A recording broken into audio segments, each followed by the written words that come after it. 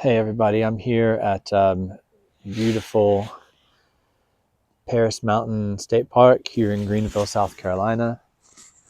I thought I'd just walk around and make a little video showing what it was like, and also talk about the guy that the state park is named after, because it's not named after the city in France. It's actually named after a guy. Richard Pearis was the name of this man. He was born in Ireland in around the year 1730 and immigrated to North America with his family when he was about 10 years old. So he did grow up on that country.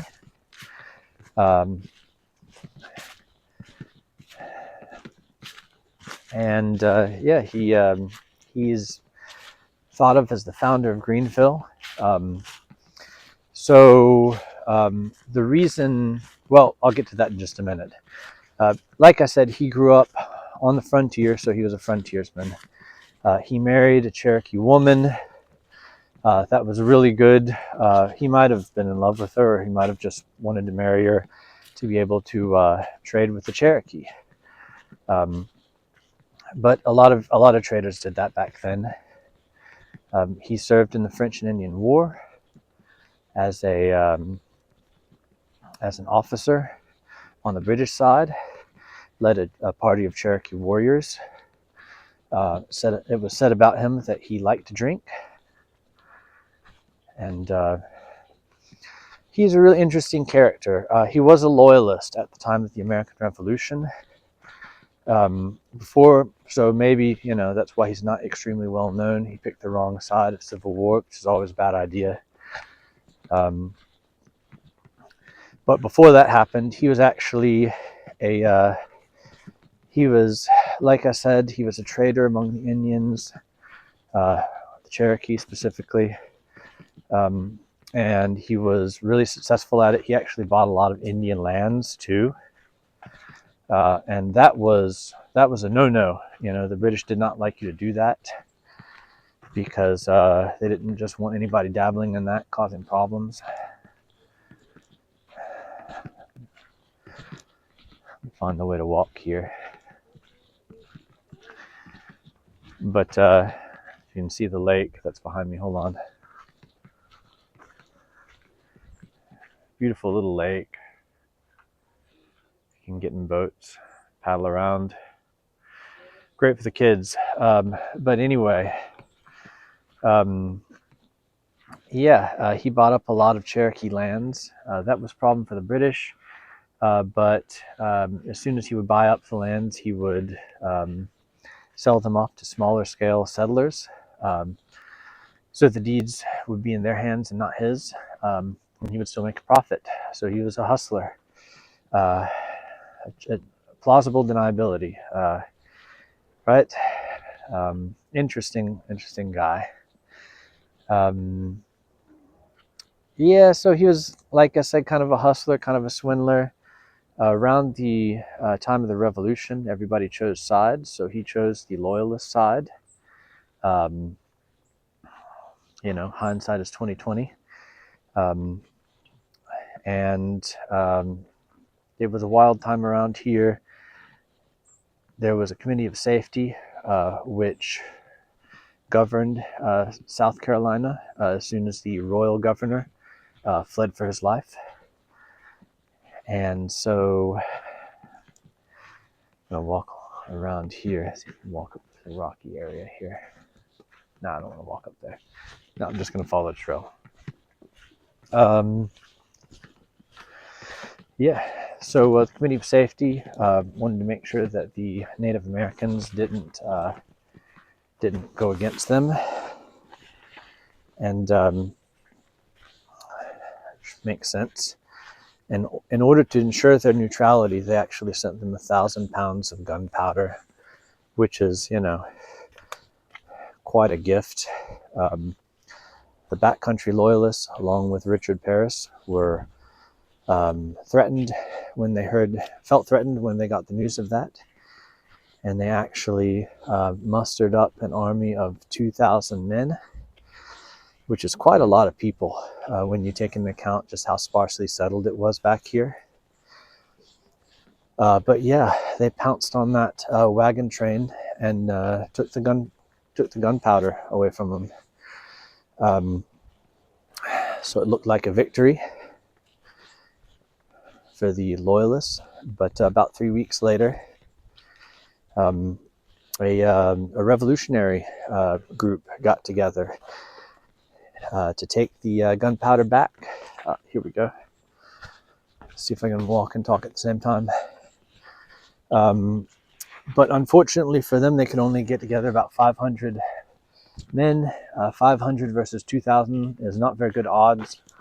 So they had to retreat to what is now 96 South Carolina. Fortified themselves in a fort there.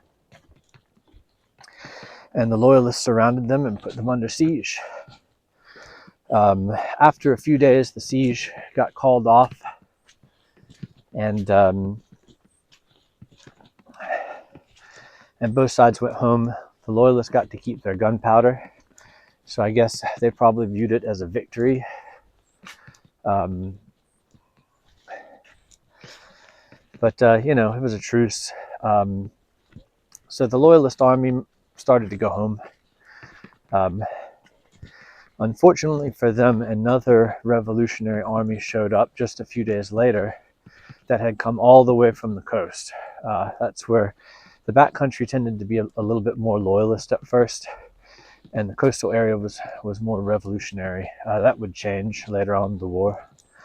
But yeah, so a big army showed up, and this time the Loyalists were outnumbered, and it was their turn to flee. So they fled into Cherokee country, thinking that the revolutionaries would not follow them. The revolutionaries did follow them all the way to what is now Simpsonville, South Carolina, which is just on the outskirts of Greenville. If you're not from here or haven't been here, and there was a battle fought.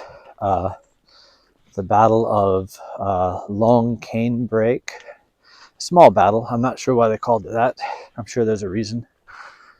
But yeah, the Loyalists were roundly defeated in that battle, and most of them were captured, including Richard Pearis. So when Richard Pearis was captured, they put him in prison in Charleston, and while he was in prison, the Cherokees decided to fight on the British side, and they started to use his settlement on the bank of the Reedy River as a meeting ground, which was enough for the local revolutionaries to burn it down. So more bad luck for Richard Pearis. Meanwhile, he's in prison in Charleston, and he actually decides to declare his loyalty to the revolutionary cause now. So he changed his sides. Probably justifiably, the Committee of Safety distrusted his motives, and they rejected his offer to become a revolutionary officer. But in any case, they let him go free. So he walked all the way from Charleston up to, I'm just going to sit down so I don't wander to someplace I don't know where I am.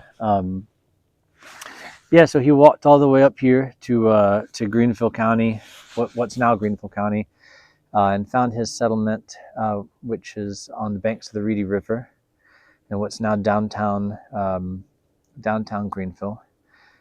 Found it burned down, and he wound up later becoming an officer in the British Army. He served out the rest of the war on the British side. So yeah, So he didn't stay around here. The last time that we see him in history, he's actually being hurried on to a boat by an American officer, and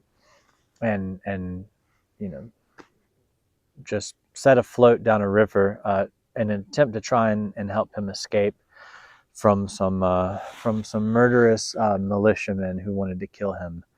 So definitely a very inglorious exit for this guy. Somehow it's fitting.